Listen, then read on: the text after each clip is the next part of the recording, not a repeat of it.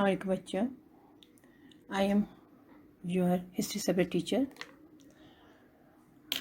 I hope all of you are fine and safe. Now we will start our 5th lecture of history. Okay? बच्चों, इससे पहले हमने history के first chapter के अंदर हम लोगों ने पढ़ा ब्रिटिश की इंट्रोडक्शन, किस तरह ईस्ट इंडिया कंपनी जो है वो सब कॉन्टिनेंट के अंदर आए, उन्होंने अपने कदम जमाए और किस तरह वॉर इंडिपेंडेंस के बाद उन्होंने अपना मुकम्मल कहना चाहिए एक सियासी तौर पर पंजे यहाँ गाड़ लिए।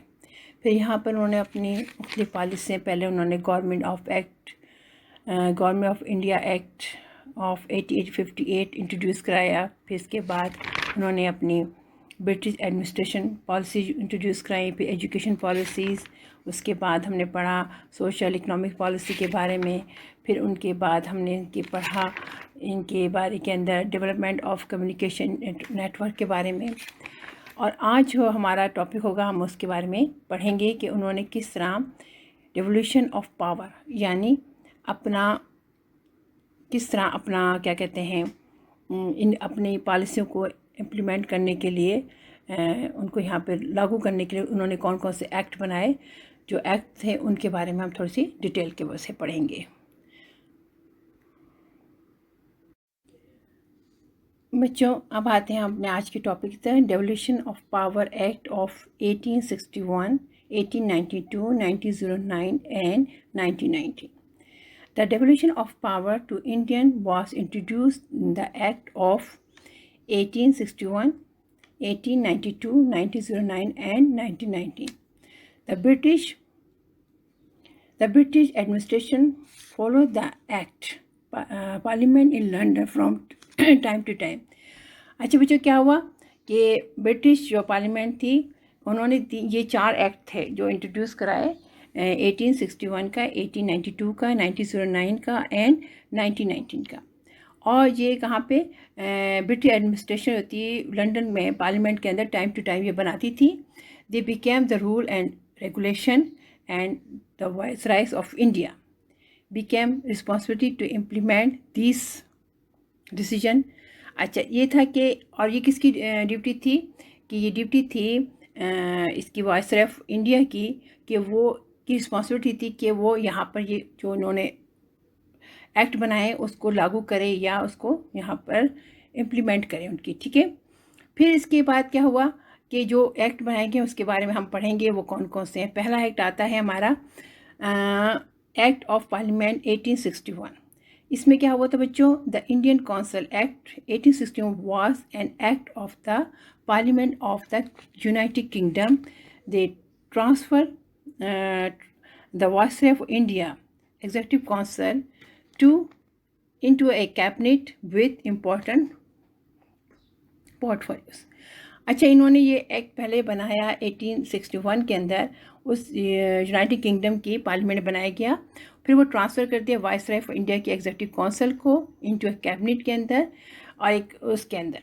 और इसमें 6 उन्होंने कैबिनेट के 6 अपॉइंट किए उन्होंने मेंबर्स, और उनका अलग अलग जिम्मेदारी दी गई मुख्तलिफ डिपार्टमेंट की। कलकत्ता गवर्नमेंट के अंदर जो उनका कलकत्ता में उनका कैपिटल था ना उस ज़माने में, वो कौन कौन सी थी, home, revenues, military law, finance and public works.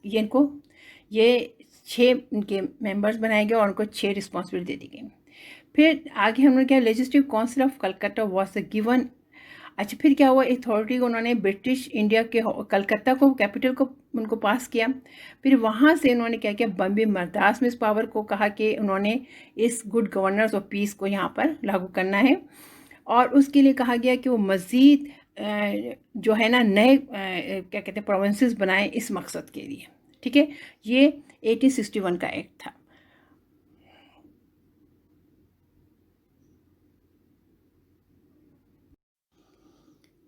अब हम आते हैं अपने दूसरे act of parliament 1892। The political climate of the sub continent,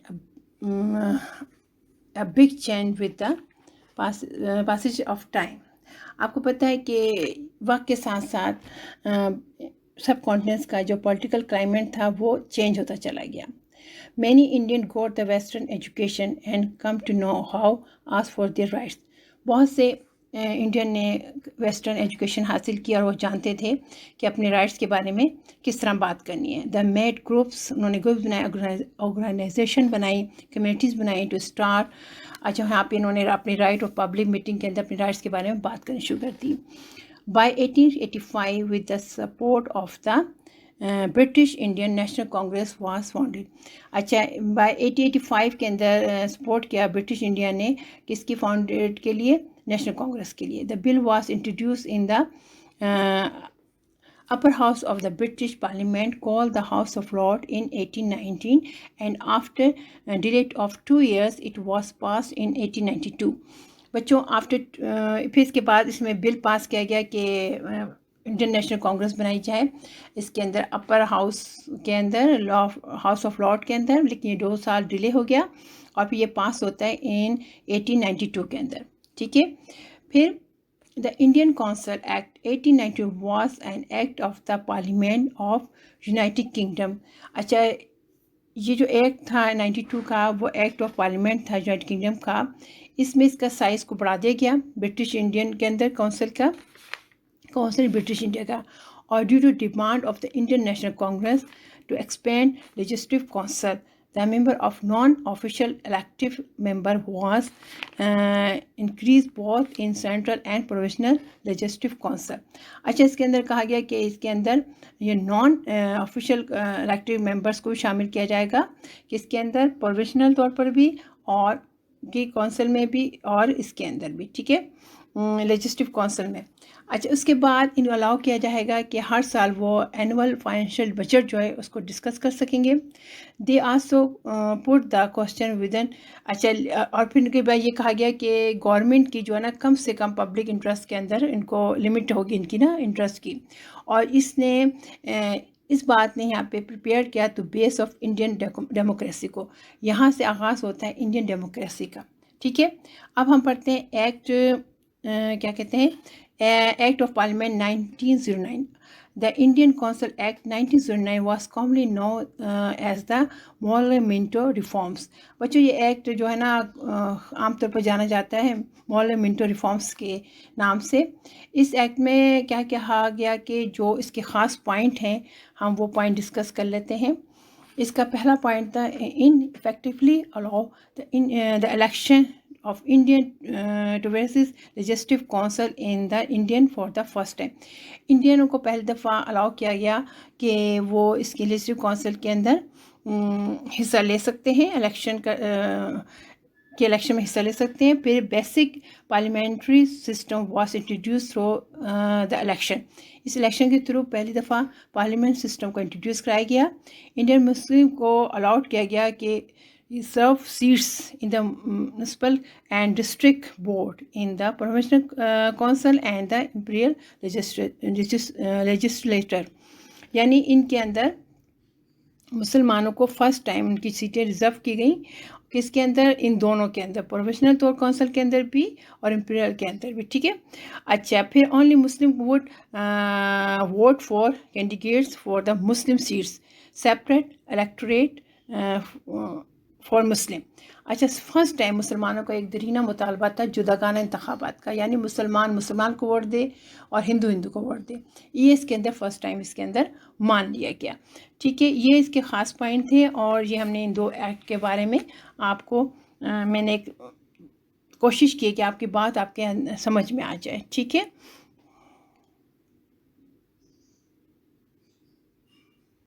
ہاں بچوں ہم آتے ہیں اپنے چوتھے ایکٹ آف پارلیمنٹ 1990 طرف. The world war about the fever of self rule for the Indian. جب ورلڈ وار فرسٹ جو ہوتی ہے وہ ایک طرح سا سیلف فیور لے کر کس کا self rule for the Indian, یعنی وہ چاہتے تھے اپنی خود مختاری کا انڈینس کی. ٹھیک ہے نا. They had supported by the government conditionally. However, the political situation got for difficult for the British with many movement for Hindu and Muslim against them.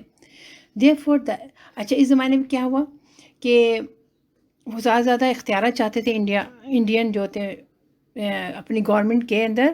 تو اس کی وجہ سے اور یہ اس وقت ان کے لیے بہت زیادہ پریشانی کا باعث بنا تھا برٹش گورنمنٹ کے لیے، جو بہت سی موومنٹ یہاں چل رہی تھیں ہندوؤں کی طرف سے اور مسلمانوں کی طرف سے. ٹھیک ہے، therefore اس لیے the act of the parliament 1919 was pass to expand participation of Indian in the government of India. تو اس لیے انہوں نے یہ پاس کیا ایکٹ آف 1919 کہ زیادہ سے زیادہ ان کو پارٹیسپیشن دی جائے انڈینس کو گورنمنٹ کے اندر. ٹھیک ہے، دا ایکٹ، اس ایکٹ میں ریفارمز میں کیا کہتے ہیں، یہ ریفارم جو تھی نا 1919 کا خاص طور مشہور ہے منٹو چیمسفورڈ اصلاحات کے نام سے، ریفارمز کے نام سے مشہور ہے. اس میں کیا گیا، اس act provide the dual form of government call dyarchy for the major provinces. اچھا، اس کے اندر کیا ہمیں جو پرووائڈ کیا گیا اس ایکٹ کے اندر ڈیول سسٹم آف گورنمنٹ جو ڈاچی کہتے ہیں وہ اس کے اندر انٹروڈیوس کرایا گیا. In the each province, control of the some area of government was given to minister who were answerable to the provincial council. یعنی ان کو کنٹرول دیا جائے گا، منسٹر ہوں گے اور وہ آنسریبل کس کے سامنے ہوں گے، پروونشل گورنمنٹ کے سامنے. ٹھیک ہے، دا لسٹ انکلوڈ، اس میں جو تھا کیا کون کون سے ان کو دیے گئے شعبے وہ تھے، agriculture, local government, health and education کا ان کو دے دیا گیا. دا پروونشنل کونسل جو تھے at the same time all other area of government remained under the control of the viceroy کے کون کون سے، ڈیفینس کا، فورن افیئرس کا اینڈ کمیونیکیشن کا. اچھا، پروونشنل کو جو دیے گئے تھے وہ تھے agriculture, local government health and education کے صوبوں کو دے دیے گئے. اور جو وائسرائے کے جو انڈر آیا تھا وہ کون کون سے تھے، وہ ڈیفینس کا، فورن افیئرس کا اور کمیونیکیشن کے جو شعبے تھے وہ اس کے انڈر آ گئے. یعنی اس کے اندر مطلب دے بھی رہے تھے اور نہیں بھی دے رہے تھے، اس طرح کی پالیسی اختیار کر رکھی تھی انہوں نے برٹش گورنمنٹ نے کہ یہ انڈینس کے لوگوں کو جہاں کی زیادہ ان کو اس میں حکومت کے اندر حصہ دیا بھی جا رہا تھا، نہیں بھی دیا جا رہا تھا. یعنی ہر طرح سے کچھ نہ کچھ کر کے گھما کے اپنے کنٹرول میں رکھنا. اگر ہم اس کا پورا وہ نکالیں تو ہمیں یہ سامنے سے بات سمجھ میں آتی ہے آخر کے اندر کہ برٹش گورنمنٹ کی ریفارمز تھیں، انہوں نے کی ریفارم سے یہاں کے لوگ جو تھے سب کانٹیننٹس کے لوگ سیٹسفائز نہیں تھے.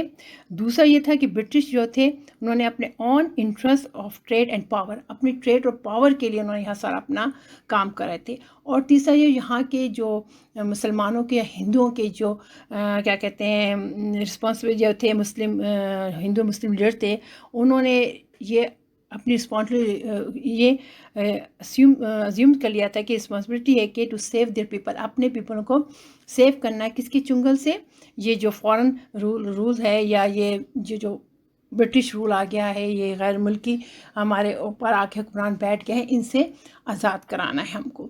بچوں یہ ہم نے آج کا چیپٹر کمپلیٹ کر لیا. یقیناً آپ کو اس چیپٹر کے اندر سمجھ آ گیا ہوگا کہ ہم نے کس طرح پڑھا. پہلے ہم نے ساری پالیسیز پڑھی تھیں، اس کے بعد یہاں پر جو ایکٹ بنائے گئے ان کے بارے میں پڑھا، اور وہ ایکٹ کیا کیا تھے. یہاں تک ہم نے جو ایکٹ بنا تھا یہ 1919 کا جو تھا 1929 تک لاگو رہا تھا، یعنی اتنا لمبا ایکٹ کیا تھا یہ 10 سال تک. اچھا یہ ہم نے سارا پڑھ لیا ہے، لیکن آپ کو سمجھ آ گیا ہوگا. اگر آپ کو کوئی چیز سمجھ نہیں آئی ہے تو آپ میرے پرسنل نمبر پہ مجھ سے پوچھ سکتے ہیں یا اپنی سبجیکٹ ٹیچر سے پوچھ سکتے ہیں. اچھا اپنا خیال رکھیے گا اور اچھی طرح سے پڑھیے گا. آگے آپ کے ایگزام ہونے والے ہیں، اس چیپٹر میں سے ایم سی کیوز آئیں گے، اس کو اچھی طرح پڑھیں اور یقیناً آپ وہ ایم سی کیوز سولو کر لیں گے. اللہ حافظ، اپنا خیال رکھیے گا. اللہ حافظ.